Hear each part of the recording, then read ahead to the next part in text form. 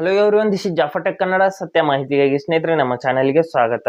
ಸ್ನೇಹಿತರೆ, ಇವತ್ತು ನಾವು ಆಧಾರ್ ಕಾರ್ಡ್ನ ಒಂದು ಕಸ್ಟಮರ್ ಸರ್ವಿಸ್ಗೆ ಯಾವ ರೀತಿ ನಾವು ಕಾಂಟ್ಯಾಕ್ಟ್ ಮಾಡಬೇಕು ಅಥವಾ ನೇರವಾಗಿ ಯಾವ ರೀತಿ ನಾವು ಕರೆ ಮಾಡೋದು ಅಂತ ನಾನು ಸಂಪೂರ್ಣವಾಗಿ ಇವತ್ತು ಹೇಳ್ತೀನಿ. ಯಾವ ನಂಬರು ಯಾವ ರೀತಿ ಪ್ರೊಸೆಸ್ ಇರುತ್ತೆ ನಾನು ಸಂಪೂರ್ಣವಾಗಿ ಕರೆ ಮಾಡಿಬಿಟ್ಟು ನಿಮಗೆ ಲೈವ್ ಆಗಿ ತೋರಿಸ್ತೀನಿ. ಅದು ಯಾವುದೇ ಸಮಸ್ಯೆ ಇರಬಹುದು, ಆಧಾರ್ ಕಾರ್ಡ್ಗೆ ಸಂಬಂಧಪಟ್ಟಂತ ಒಂದು ಅಪ್ಡೇಟ್ ಮಾಡಿರುವಂತಹ ಸಮಸ್ಯೆ ಇರಬಹುದು, ಅಥವಾ ನೀವು ಏನಾದರೂ ನಿಮ್ಮ ಒಂದು ಹೊಸ ಆಧಾರ್ ಕಾರ್ಡ್ಗೆ ನೀವು ಎನ್ರೋಲ್ಮೆಂಟ್ ಮಾಡೋದಕ್ಕೆ ಕೊಟ್ಟಿದ್ರೆ ಅದರ ಒಂದು ಸ್ಟೇಟಸ್ನ ಚೆಕ್ ಮಾಡೋದು ಇರಬಹುದು, ಅಥವಾ ಮತ್ತೆ ಯಾವುದೇ ನಿಮ್ಮ ಸಮಸ್ಯೆ ಇದೆ ಆಧಾರ್ಗೆ ಸಂಬಂಧಪಟ್ಟಂತ ಸಮಸ್ಯೆ ಇರಬಹುದು, ಅದರ ಬಗ್ಗೆ ನೀವು ಅವರೊಟ್ಟಿಗೆ ಮಾತನಾಡಿಬಿಟ್ಟು ನೀವು ಬಗೆಹರಿಸ್ಕೋಬಹುದು. ಯಾವ ರೀತಿ ನಾವು ಕಾಲ್ ಮಾಡೋದು, ಯಾವ ರೀತಿ ಕನೆಕ್ಟ್ ಮಾಡ್ಕೊಳ್ಳೋದು ಅಂತ ನಾನು ಸಂಪೂರ್ಣವಾಗಿ ಈ ವಿಡಿಯೋದಲ್ಲಿ ಹೇಳ್ತೀನಿ. ಹಾಗೆ ನಮ್ಮ ಚಾನಲ್ಗೆ ಮೊದಲು ಬಂದಿದ್ದರೆ ದಯವಿಟ್ಟು ನಮ್ಮ ಚಾನಲ್ನ ಸಬ್ಸ್ಕ್ರೈಬ್ ಮಾಡಿಬಿಟ್ಟು ಪಕ್ಕದಲ್ಲಿರುವಂಥ ಬೆಲ್ ಐಕಾನ್ ಅನ್ನು ಪ್ರೆಸ್ ಮಾಡಿ ನಮ್ಮ ತಂತ್ರಜ್ಞಾನ ಆಧಾರಿತ ಬೃಹತ್ ಕುಟುಂಬದ ಸದಸ್ಯರಾಗಿ. ಸ್ನೇಹಿತರೆ, ನಾನು ಇಲ್ಲಿ ಒಂದು ವಿಡಿಯೋನ ಪ್ಲೇ ಮಾಡ್ತೀನಿ. ಆ ವಿಡಿಯೋದಲ್ಲಿ ಸಂಪೂರ್ಣವಾಗಿ ಪ್ರೋಸೆಸ್ ಇದೆ. ನಾವು ಒಂದು ನಂಬರ್ಗೆ ಕಾಲ್ ಮಾಡಿಬಿಟ್ಟು ಅಲ್ಲಿ ನಾನು ಏನೇನು ಪ್ರೆಸ್ ಮಾಡಿಬಿಟ್ಟು ನಾನು ಕನೆಕ್ಟ್ ಮಾಡ್ಕೋತೀನಿ ಅನ್ನೋದನ್ನ ಲೈವ್ ಆಗಿ ನೀವು ನೋಡಬಹುದು. ಹಾಗಾದ್ರೆ ಬನ್ನಿ.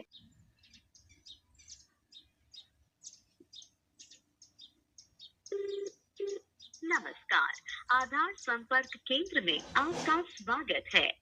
वेलकम टू आधार संपर्क केंद्र. ನಿಮ್ಮ ಆಧಾರ್ ನವೀಕರಣ, ದಾಖಲಾತಿ ಅಥವಾ ಪಿವಿಸಿ ಕಾರ್ಡ್ನ ವಿನಂತಿಯ ಸ್ಥಿತಿಯನ್ನು ತಿಳಿಯಲು ಒಂದನ್ನು ಒತ್ತಿ. ಆಧಾರ್ ಸೇವಾ ಕೇಂದ್ರ ಅಥವಾ ಶಾಶ್ವತ ದಾಖಲಾತಿ ಕೇಂದ್ರದ ಸ್ಥಳವನ್ನು ತಿಳಿಯಲು ಎರಡನ್ನು ಒತ್ತಿ.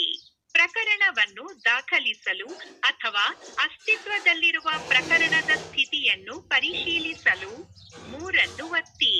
ಹೆಚ್ಚಿನ ಆಧಾರ್ ಸಂಬಂಧಿತ ಮಾಹಿತಿಗಾಗಿ ನಾಲ್ಕನ್ನು ಒತ್ತಿ. ಹೆಚ್ಚಿನ ಆಧಾರ್ ಸಂಬಂಧಿತ ಮಾಹಿತಿಗಾಗಿ ಐದನ್ನು ಒತ್ತಿ. ಭಾಷೆಯನ್ನು ಬದಲಾಯಿಸಲು ಎಂಟನ್ನು ಒತ್ತಿ. ನಮ್ಮ ಪ್ರತಿನಿಧಿ ಆಧಾರ್ಗೆ ಹೇಗೆ ನೋಂದಾಯಿಸಬೇಕು ಎಂದು ತಿಳಿಯಲು ಒಂದನ್ನು ಒತ್ತಿ. ಆಧಾರ್ ಅನ್ನು ಹೇಗೆ ನವೀಕರಿಸುವುದು ಎಂದು ತಿಳಿಯಲು ಎರಡನ್ನು ಒತ್ತಿ. ದಾಖಲಾತಿ ಅಥವಾ ನವೀಕರಣಕ್ಕೆ ಅಗತ್ಯವಿರುವ ದಾಖಲೆಗಳ ಬಗ್ಗೆ ತಿಳಿಯಲು ಮೂರನ್ನು ಒತ್ತಿ. ನೋಂದಣಿ ಅಥವಾ ನವೀಕರಣದೊಂದಿಗೆ ನೀವು ಯಾವುದೇ ತೊಂದರೆಯನ್ನು ಎದುರಿಸುತ್ತಿದ್ದರೆ ನಾಲ್ಕನ್ನು ಒತ್ತಿ. ಕಳೆದು ಹೋದ ವಿವರಗಳನ್ನು ಹಿಂಪಡೆಯುವ ಪ್ರಕ್ರಿಯೆಯನ್ನು ತಿಳಿಯಲು ಐದನ್ನು ಒತ್ತಿ. ಆಧಾರ್ ಎಸ್ಎಂಎಸ್ ಸೇವೆಗಳ ಬಗ್ಗೆ ತಿಳಿಯಲು ಆರನ್ನು ಒತ್ತಿ. ಆಧಾರ್ ಪಿವಿಸಿ ಕಾರ್ಡ್ ಅನ್ನು ಹೇಗೆ ಆರ್ಡರ್ ಮಾಡುವುದು ಎಂದು ತಿಳಿಯಲು ಏಳನ್ನು ಒತ್ತಿ. ನಮ್ಮ ಪ್ರತಿನಿಧಿಯೊಂದಿಗೆ ಮಾತನಾಡಲು ಒಂಬತ್ತನ್ನು ಒತ್ತಿ. ನಿಮ್ಮ ಕರೆಯನ್ನು ನಮ್ಮ ಮುಂದಿನ ಲಭ್ಯವಿರುವ ಪ್ರತಿನಿಧಿಗೆ ವರ್ಗಾಯಿಸುವವರೆಗೆ ದಯವಿಟ್ಟು ನಿರೀಕ್ಷಿಸಿ. ಗುಣಮಟ್ಟ ಮತ್ತು ತರಬೇತಿ ಉದ್ದೇಶಗಳಿಗಾಗಿ ಈ ಕರೆಯನ್ನು ರೆಕಾರ್ಡ್ ಮಾಡಬಹುದು ಎಂಬುದನ್ನು ದಯವಿಟ್ಟು ಗಮನಿಸಿ. ನಿಮಗೆ ಆಧಾರ್ ಅನ್ನು 10 ವರ್ಷಗಳ ಹಿಂದೆ ನೀಡಲಾಗಿದ್ದು ಮತ್ತು ಅದನ್ನು ನವೀಕರಿಸದಿದ್ದರೆ ಆಧಾರ್ನಲ್ಲಿನ ಡೆಮೋಗ್ರಾಫಿಕ್ ಮಾಹಿತಿಯ ನಿರಂತರ ನಿಖರತೆಗಾಗಿ ಸಮಯ 5 ನಿಮಿಷಗಿಂತ ಹೆಚ್ಚು. ನೀವು ಮುಂದುವರಿಸಲು ಇಚ್ಛಿಸಿದಲ್ಲಿ ಒಂದನ್ನು ಒತ್ತಿ ಅಥವಾ ನಿಮ್ಮ ಕರೆಯು ಕಡಿತಗೊಳ್ಳಲಿದೆ.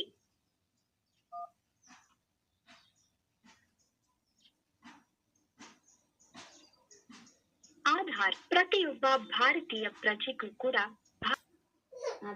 ಸಮಯ 5 ನಿಮಿಷಗಿಂತ ಹೆಚ್ಚು.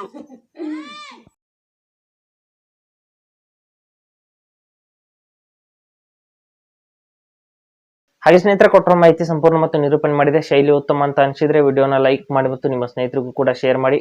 ಹಾಗೆ ಅದರ ಬಗ್ಗೆ ಸಮಸ್ಯೆಗಳು ಡೌಟ್ಗಳಿದ್ರೆ ಕಮೆಂಟಲ್ಲಿ ಅವಶ್ಯವಾಗಿ ತಿಳಿಸಿ. ಮುಂದಿನ ವಿಡಿಯೋದಲ್ಲಿ ಮತ್ತೊಂದು ಹೊಸ ವಿಷಯದೊಂದಿಗೆ ಇದೇ ರೀತಿ ಮುಂದೆ ಬರ್ತೀವಿ. ಅಲ್ಲಿವರೆಗೂ ಟೇಕ್ ಕೇರ್.